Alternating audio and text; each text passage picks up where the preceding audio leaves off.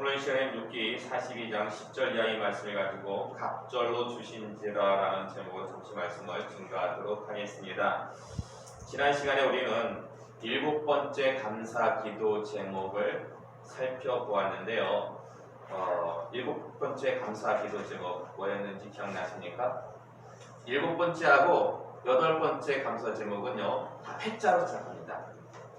7번째 감사 제목은요 지난주에 살펴봤던 감사 제목은 회개케 하시니 감사합니다 라는 말씀이었고요. 그럼 오늘 살펴볼 패자로 들어가는 감사 제목은 뭘까요? 그렇죠. 회복의 소망을 주시니 감사합니다. 사실 성경을 보면은요 인생들이 하나님 앞에 범죄했을 때에 사실 우리 나면서부터 죄인이잖아요. 그래서 정말 하나님 앞에 우리가 날마다 우리의 죄를 고백해야 됩니다. 그런데요, 그렇게 고백할 때에 하나님께서 우리에게 은혜를 내리시는데 어떤 은혜를 내리셔요? 회복의 은혜를 내리셔요. 그래서 회개하고 회복은 항상 쌍둥이에요. 항상 같이 가요. 네, 우리가 회개하면 하나님께서 항상 회복의 은혜를 내리신다라는 것입니다. 그런데 오늘 본문 10절 말씀 보세요. 오늘 본문 10절 말씀 보시면 욥에게 언제 회복의 은혜가 임했습니까? 친구들을 위해서 기도할 때. 사실 그 친구들은 욥에게 있어가지고 원수와도 같은 친구들이었어요. 그 상황적으로 보면은. 왜냐면 정말 힘들고 어려울 때 찾아온 친구들이 와서 위로하는 것이 아니라 속을 다 뒤집어 놨잖아요. 그런 원수 같은 친구들을 위해서 욥이 기도할 때에 그러니까 욥이요 하나님 앞에 나는 전적으로 하나님 앞에 죄인이구나. 네, 정말 원죄라는 개념을 제대로 깨닫지를 못했을지라도 하나님 앞에서 인간은 정말 무한한 죄인이구나 라는 것을 깨닫고 회개한 후에 사랑을 베풀 때, 친구들에게 사랑을 베풀면서 기도해 줄 때에 회복의 은혜가 임했다라고 성경은 증거하고 있습니다. 그리고 11절 말씀 보시면요, 누가 찾아옵니까? 11절 말씀 보세요. 보면은요, 희한해요. 그 공경에 처했을 때는 그 친구들밖에 찾아온 사람들이 없었어요. 근데 욥이 회복의 은혜가 욥에게 임했다라는 그 소식을 들었는지 형제 자매들 그리고 이전에 알고 있던 사람들 정승집 개가 죽으면은요 문전성시를 줘요.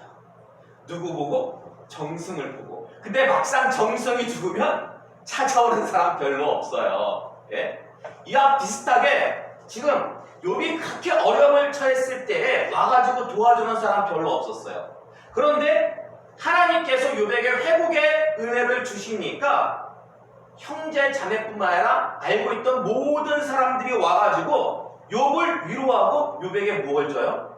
예물을 줘요. 욥에게 예물을 줘요. 예. 자, 그들이 찾아와서 욥을 위로하고 예물 준 것, 그들 의지일까요? 아니면 하나님께서 이렇게 인도하신 걸까요? 그렇죠. 지금 욥과 관련된 모든 그 일련의 어떤 사항들은요 다 하나님께서 뒤에서 지금 섭리하고 계시는 거예요. 그렇기 때문에 그들이 찾아와서 욥에게 예물을 주었다는 것, 이것은요 단순히 욥이 어떤 회복의 은혜를 맛보았을 때 개인적으로만 회복의 은혜를 맛보았다는 게 아니고 사회적인 관계에서 우리가 혼자 아니면 교회 안에서만 살 수 있는 그런 상황이 아니잖아요. 세상에 나가서도 우리는 함께 세상 사람들과 어울려 살아야 되잖아요. 하나님께서는 회복하실 때 개인적으로만 교회 안에서만 그렇지가 않아요. 세상적으로도 하나님께서는 회복의 은혜를 베푸신다라는 것입니다. 그래서 세상 사람들이 찾아와가지고 욥에게 예물을 줬다라는 것은요 개인적인 회복뿐만 아니라 사회적인 측면에서 그런 실추되었던 사회적 명예까지도 하나님께서 회복시켜 주셨다라는 것입니다. 그러니까 참 이렇게 하나님께서는 생각하지도 못했던 어떤 그런 세심한 부분들까지도 우리가 생각할 때는 그냥 하나님께서 욥에게 임한 어떠한 재산적인 손해라든지 개인적인 그 아픔들, 종기가 나가지고 힘들어했잖아요. 뭐 이런 정도 부분에서만 하나님께서 회복시켜 주시면 되겠다라고 생각할지 모르겠지만 하나님은 그렇지 않다라는 거예요. 사회적인 측면에서 세상 사람들과의 관계에서도 실추되었던 명예를 하나님께서는 회복시켜 주셨, 아주 세심한 것까지도 그런 배려가 있었다라는 것입니다. 그리고 12절 말씀 보세요. 12절 말씀 보시면 이제 하나님께서는 욥에게 물질의 축복, 물질의 회복을 주십니다. 근데 정확히 처음보다 몇 배로 받는지 아십니까? 2배. 네. 근데 여러분 욥기 1장 21절의 말씀 볼까요? 욥기 1장 21절의 말씀. 욥기 맨 앞으로 가가지고 욥기 1장 21절의 말씀. 함께 공독하겠습니다. 시작. 이르되 내가 무태에서 알몸으로 나왔사는즉 또한 알몸이 그리로 돌아갈지라. 주시니도 여호와시요 거두시니도 여호와시니 여호와의 이름이 찬송을 받으실지니이다 하고. 아멘. 자, 그리고 뒤에 몇 장 넘기셔가지고 욥기 9장입니다. 욥기 9장 12절의 말씀. 욥기 9장 12절의 말씀 함께 공독하겠습니다. 시작. 하나님이 빼앗으시며 누가 막을 수 있으며 무엇을 하시나이까 하고 누가 모를 수 있으랴. 아멘. 자, 욥기 1장 21절과 방금 공독한 9장 12절의 말씀은 둘 다 욥의 고백이에요. 그런데요, 우리 성도들은 이 물질의 어떤 가치관에 있어서 욥과 같은 고백과 가치관을 가져야 한다는 거예요. 잘못 생각하면 내가 열심히 일해가지고 계획해가지고 많은 돈을 벌었어. 그래서 이거 내 거야. 아니라는 거예요. 보이지 않는 손으로 하나님께서 뒤에서 역사하시고 섭리하셨기 때문에 많은 돈을 벌 수가 있었던 거예요. 하나님께서 딱 막으시면은 아무리 좋은 계획과 아무리 열심히 일을 해도요, 물질이 들어오진 않는다. 따라서 주신이도 하나님 딱 막으셨을 때 어떤 섭리가 있어서 뜻이 있어가지고 딱 막았을 때 걷어가시는 분도 하나님. 세상 모든 물질은 다 누구의 것이다? 하나님의 것이다 라는 이러한 가치관이, 물질에 관한 어떤 절대 주권이 하나님께 있음을 인정해야 된다. 욥은요, 그 고난 가운데서 동방에서 가장 큰 부자였어요. 오늘날로 말하면 우리나라 가장 부자는 누굴까요? 뭐 삼성이겠죠. 예. 뭐 더 큰 부자가 있을지 모르겠는데 어쨌든. 근데 삼성이 하루아침에 망했어. 예. 근데 어느 날 갑자기 삼성이 그 이전보다 2배나 더 커졌어. 이거는요, 세상 사람들은 할 수가 없는 일이에요. 오직 누구만이? 하나님만이 이런 일을 할 수가 있다는 거예요. 예. 당시의 욥은요, 지금으로 비유하자면 삼성과도 같은 그러한 영향력 있는 인물이었다라는 거예요. 삼성이 무너졌다가 그런데 하나님께서 도와주심으로 말미암아가지고 2배나 더 커진 기업으로 영향력 있는 그런 인물로 지금 욥이 그렇게 변하게 되었다라는 것입니다. 그러므로 여러분 명심하시기 바랍니다. 살다 보면 잠시 잠깐 물질로 인해서 어려움이 찾아와요. 제가 보니까 정말 큰 기업들도 그렇고 개인도 그렇고 살다 보면은 때로는 물질의 어려움이 반드시 옵니다. 예. 그 어려움이 온다 할지라도 여러분 모든 이 물질의 절대 주권은 하나님께 있음을 인정하시기 바랍니다. 그렇게 인정하면요 반드시 하나님께서 회복의 은혜를 허락해 주실 겁니다. 이어서 13절 말씀 보세요. 13절 말씀 보시면 욥이 몇 명의 자녀를 다시 얻습니까? 그렇죠. 아들 7, 딸 3. 근데 여러분 욥기 1장으로 볼까요? 욥기 1장. 욥기 1장 2절의 말씀 보세요. 욥기 1장 2절의 말씀 함께 공독하겠습니다. 시작. 그에게 아들 7과 딸 3이 태어나니라. 아멘. 자 보세요. 지금 욥에게 어떤 은혜가 있냐면 갑절의 은혜가 있어요. 그러니까 욥에게 주신 회복의 은혜는 갑절의 은혜예요. 그래서 그 가축들이요 처음 욥에게 하나님께서 뺏어가셨던 그 가축들보다 2배 이상 다 주셨어요. 근데 자녀들은요, 처음에 욥이 소유하고 있던 자녀가 똑같아요. 아들 7, 딸 3이었어요. 하루아침에 죽어요. 나중에 하나님께서 욥을 다시 회복시키시잖아요. 이 42장의 말씀은 욥에게 다시 회복시켜 주시는 그런 말씀인데, 근데 가축들은 다 2배로 주셨는데 자녀들은 그대로예요. 다시 주신 자녀가 아들 역시 7, 딸 3이에요. 그럼 왜 가축은 2배로 주셨는데 왜 자녀는 그대로 주신 걸까요? 그 숫자 그대로 주신 이유가 뭘까요? 분명히 갑절의 은혜가 임했다고 그랬는데, 사실요, 결론부터 말씀드리자면 자녀들도요 갑절로 주신 거예요. 왜? 아니 목사님 똑같이 주셨잖아요. 예? 죽기 전이나 지금 다시 낳은 자녀 수나 똑같은데 어떻게 갑절로 주셨다는 거예요. 여기서 아주 놀라운 어떤 그 영생의 신비, 그 말씀을 우리가 좀 이렇게 캐치할 수가 있어요. 무슨 얘기냐면, 여러분 보세요. 짐승들, 동물들은요, 가축들은 죽으면은 끝입니까? 아니면은 그 짐승들이 어떤 영생을 소유합니까? 짐승은 죽으면 끝이에요. 근데 사람은 죽으면 영원히 삽니다. 죽어도 영원히 살아요. 그러니까 천국에 가는 사람들은 영원한 생명으로, 지옥에 가는 사람들은 영원한 형벌로, 영생과 영벌 비록 나누지만은 어딜 가든지 간에 사람은 죽으면요 쭉 살아요. 근데 보세요. 지금 욥의 죽은 그 자녀들, 10명의 자녀들 어디가 있을까요? 천국에 가 있잖아요. 자, 욥이 다시 회복돼가지고 낳은 자녀들이 10명이에요. 근데 그들 지금 살아있어요? 죽어있어요? 현실적으로 보면 죽었죠. 죽었지만은 천국에 가 있잖아요. 그러니까 욥이 천국에 가면은 가서 볼 때는 어때요?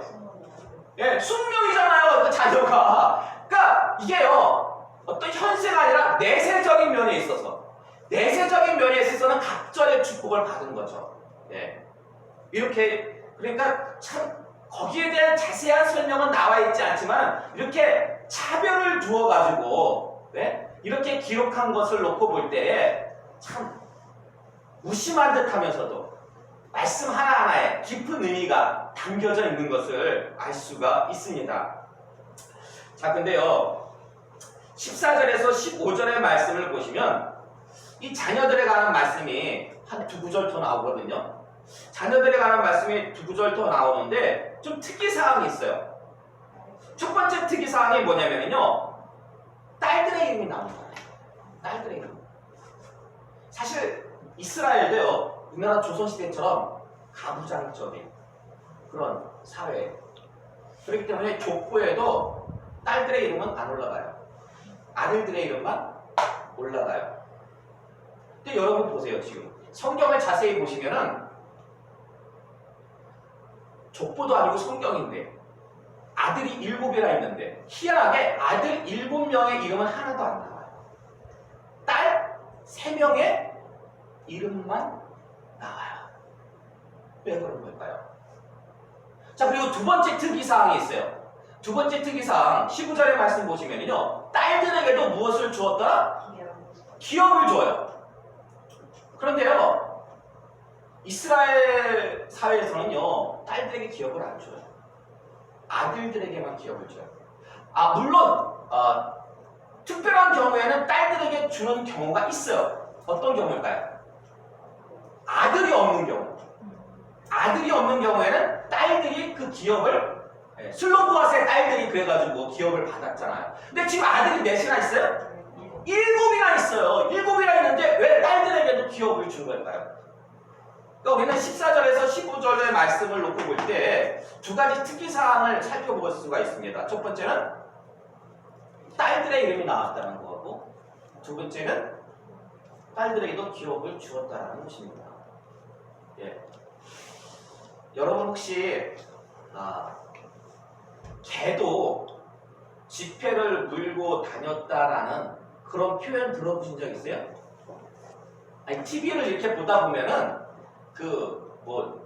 내 고향 리포터 아니면은 이렇게 좀 약간 어른들이 쓰시는 말씀 가운데 옛날에는 말이야 개들도 1,000원짜리를 입에다 물고 다녔어. 혹시 이런 표현 못 들어보셨어요? 이게 뭐냐면은 예전에 그 동네가 어느 지역이 됐던 간에 아주 호황을 누릴 때 그게 탄광이든 저기 어촌이든 간에 아주 호황을 누릴 때는 워낙 경기가 좋아가지고 돌아다니는 개들마저도 입에는 돈을 물고 다닐 정도였다. 그러니까 그 당시에 풍요로움을 갖다가 극대화하기 위해서 사용하는 그 표현이에요. 개도 입에다가 지폐를 물고 다녔다라는 그 표현이. 근데 왜 개일까요? 어린아이들도 지폐를 갖다가 10,000원짜리를 들고 다녔다 이런 식으로 표현하지 않고 왜 개도 지폐를 물고 다녔다라고 해필 개일까요? 그렇죠. 제한참 존재이기 때문에. 사실 우리나라는 예전부터 앞에 개자가 들어가면은 좋은 게 아니야. 요즘도 젊은 애들이 개자를 앞에다 붙이더라고요. 그러니까 요즘 붙이는 그 개자는 안 좋다라는 의미보다는 뭔가 이렇게 좀 아주 심하다, 아주 극대화된다, 좀 그런 뜻인 것 같아요. 근데 예전에는 그냥 무조건 안 좋은 것에는 개자를 갖다가 다 붙였어요. 심지어 음식 과일에다가도 개복숭아, 그리고 당귀도 개당귀라는 게 있어요. 그러니까 뭔가 이렇게 정상적이지 못하고 좋지 못하고 약간 좀 열등하는 것들에다가는 이렇게 개자를 다. 그러니까 예전부터 지금이야 개팔자가 정말 상팔자. 옛날에 개는요 가축으로 취급도 못 받았어요. 그래서 특히 조선시대 같은 때는 고부간의 갈등이 심했잖아요. 며느리들의 화풀 대상이 누구냐? 누구예요? 개예요. 그래가지고 정말 쉰밥이 그릇 끓이는들 너에게 줄까 보냐 뭐 그런 속담도 시절도 있잖아요. 그러니까 어떻게 보면 개는 집안에서 뿐만 아니라 동네에서 사회적으로 가장 천시받던 그런 가축이었어요. 그런 짐승이었는데 그런 표현을 썼다라는 거죠. 개도 지폐를 물고 다녔다. 자, 이런 관점에서 한번 보자는 거예요. 이런 관점에서 왜냐면 이스라엘이나 우리나라 둘 다 가부장적인 사회였으니까 이런 관점에서 한번 본다면은 족보도 아닌 더 귀한 성경에 남자들의 이름이 들어가 있지 않고 여자들의 이름이 들어간다는 거 무엇을 뜻하는 거겠습니까? 그만큼 욥의 회복이 어떠했다? 퍼펙트했다. 완전했다라는 거예요. 여자들, 딸들의 이름이 성경에 올릴 정도로 자녀들에 대한 축복, 회복이 어땠다? 완전했다. 그럼 자녀들, 딸들에게 기업을 준 건 뭘까요? 보통 남자들, 아들들에게만 주는데 딸들에게도 준 건 뭐예요? 물질에 대한 축복. 욥에게 임한 물질에 대한 그 회복, 축복이 어떠했다? 완전했다라는 거예요. 완전했기 때문에 딸들에게까지도. 그러니까 지금 욥에 대한 그 회복이 가정적으로나 물질적으로나 사회적으로나 어떠했다? 완전. 왜? 하나님이 주셨기 때문에 그 회복.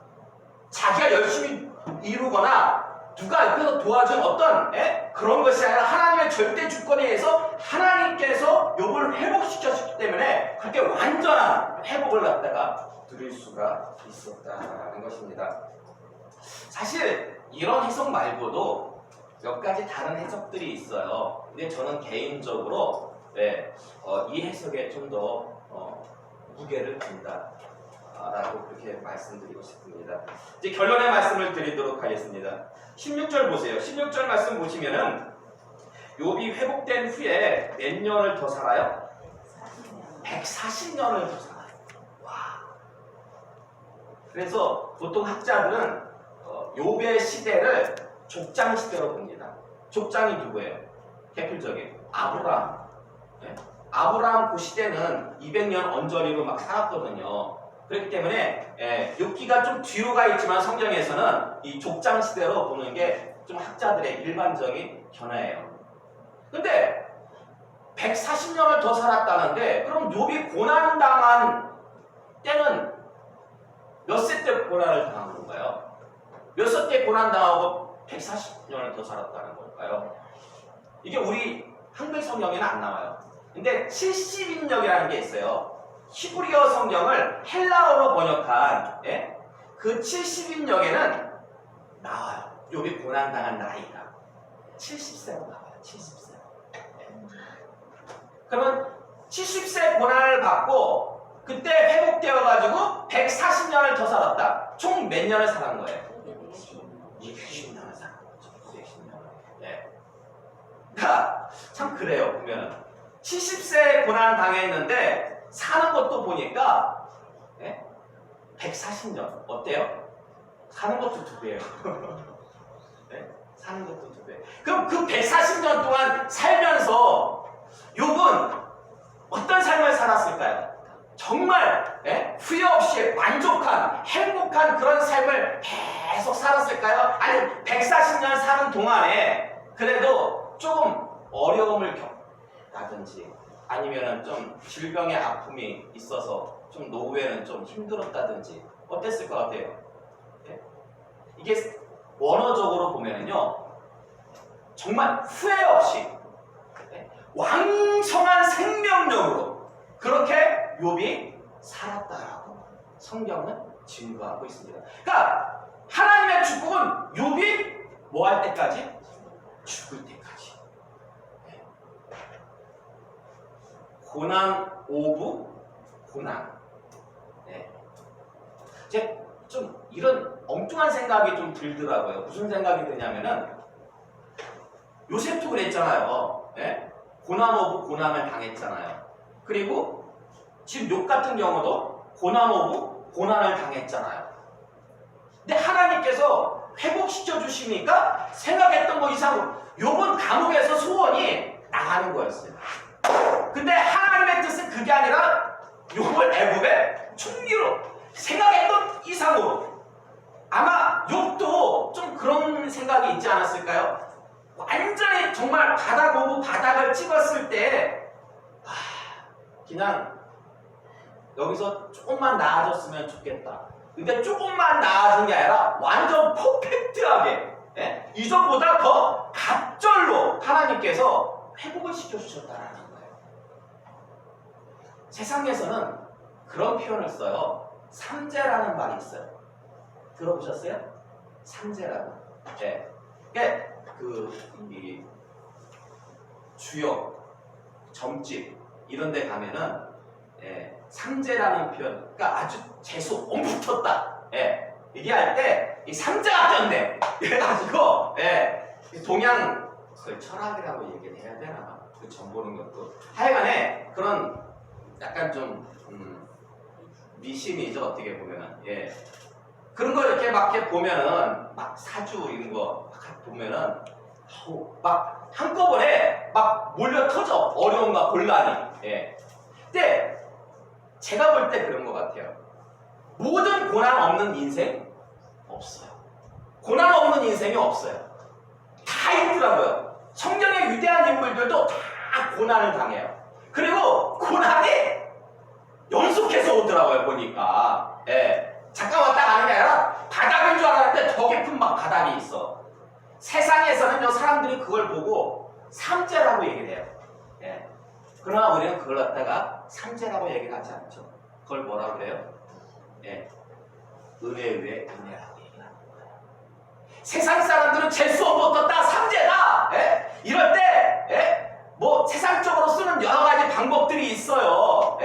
점집 같은 같은 데 가면은 막 그런 거 알려주고 막 그래요. 뭐 어떻게 하다 못해 뭐 부적을 쓴다든지 구슬해야 된다든지 그거는 마귀란 놈이 마귀란 놈도요 영물이기 때문에 하나님의 어떤 그 섭리라든지 어떤 역사 속에서 주관하시는 모습들을 알아요. 근데 그 마귀는 마귀대로 그걸 갖다가 풀이해가지고 세상 사람들을 갖다가 현혹시켜요. 근데 우리에게는 성경이 있기 때문에 이런 바다 오고 바다, 고난 오고 고난은 이게 하나님께서 결국 우리에게 무엇을 주시기 위해서? 갑절의 은혜, 은혜 위에 은혜를 주시기 위함이다라고 우리는 깨달아야 된다라는 거예요. 세상 사람들은 삼재가 찾아오면은요 엄청나게 겁먹고 엄청나게 조심하고, 근데 우리는 그럴 필요가 없다라는 거예요. 겁먹을 필요 없이 강하고 담대하라. 반드시 바닥 오고 바닥으로 떨어졌으면 하나님께서 갑절로 꺼내주시는 은혜 위에 은혜가 있다라는 거예요. 그래서 우리는요 세상 사람들이 고난이 찾아왔을 때, 삼재가 왔을 때에 두려워하는 것처럼 두려워할 필요가 없고 우리는 뭐 해야 돼요? 감사해야 돼요. 감사해야 돼요. 우리는 오히려 감사해야 돼요.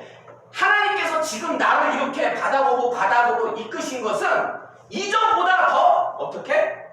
갑절로 나를 더 하나님께서 들어 쓰시기 위함이구나 라는 것을 갖다가 여러분 하나님의 뜻을 알고 기도해야 돼요. 그래서 성경은 늘 주장하는 것이 뭐예요?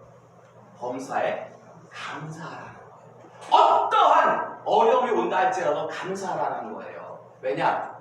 그 고난도 하나님께서 허용하셨기 때문에 무엇을 주시기 위해서? 갑절의 은혜를 주시기 위함이야. 그리고 그 고난을 통해서 성경의 위인들은요 성숙한 믿음을 갖더라고요. 성숙한 믿음을 갖더라고요. 참 그래서 고난이요 정말 주어질 때는 너무나 힘든데 지나가고 난 후에는 너무나 감사한 거예요. 너무나 감사한 거예요. 어떻게 보면 그렇게 그 비유를 들어도 어떨지 모르겠는데 공부할 때 한창 열심히 공부해야 될 그 시기에 공부하는 거 즐겁습니까? 힘듭니까? 힘들어요. 근데 열심히 공부하고 난 후에 나중에 주어지는 것들이 있잖아요. 성취감이 있고 또 사회에서 인정하는 어떤 업적들이 있을 거 아니겠어요? 지위가 있고 보장되는? 그때 그 지위와 신분을 갖다가 그 파워, 힘을 딱 가졌을 때 자기가 그렇게 노력했을 그 당시에는 힘들고 어려웠지만은 나중에 주어지는 그 대가에 대해서 내가 그렇게 노력했기 때문에 마찬가지인 것 같아요. 그 고난이 있었기 때문에 내가 지금 이런 하나님의 은혜를 맛볼 수 있는 거다 라는 그런 성숙한 믿음을 갖게 된다는 것입니다. 그러므로 여러분 힘들고 어려운 고난이 주어졌을 때에 여러분은요 무조건적으로 감사하시기 바랍니다. 무조건적으로 감사하세요. 그리고 구하시기 바랍니다. 뭘 구해야 돼요? 하나님의 은혜. 지난주에도 말씀드렸지만 우리는 태어나면서부터 원죄를 가진 죄인이에요. 죄인에게 고난이 찾아오고 바닥이 찾아오고 어려움이 찾아오는 것은 당연한 일이에요. 당연한 일. 그럼에도 불구하고 당연한 일임에도 불구하고 우리가 이렇게 정말 신앙생활을 할 수 있는 것은 전적인 하나님의 은혜가 있기 때문이에요. 그렇기 때문에 여러분 정말 고난의 때에 감사하시면서 하나님의 은혜를 구하시기 바랍니다. 그러라고 하나님께서 고난 주시는 거예요. 부디 이 시간 나오신 여러분요 고난의 때에 항상 감사하시면서 하나님의 은혜를 구하심으로 욥에게 주셨던 놀라운 죽을 때까지 주셨던 이 갑절의 은혜가 여러분의 인생과 가정 하시는 모든 일들과 교회 위에 충만하시기를 주님의 이름으로 축원합니다. 이 시간에 우리 함께 기도하기 원합니다. 주신 말씀 기억하시면서요 고난이 없는 인생은 없습니다. 그런데 하나님께서는 분명히 우리에게 고난을 주시는 이유가 있습니다. 고난을 통해서 하나님의 뜻을 깨닫고 더욱더 감사하며 은혜를 구하는 귀하고 복된 인생이 되게 되라고 이 시간 기도하기를 원합니다. 함께 기도하시겠습니다.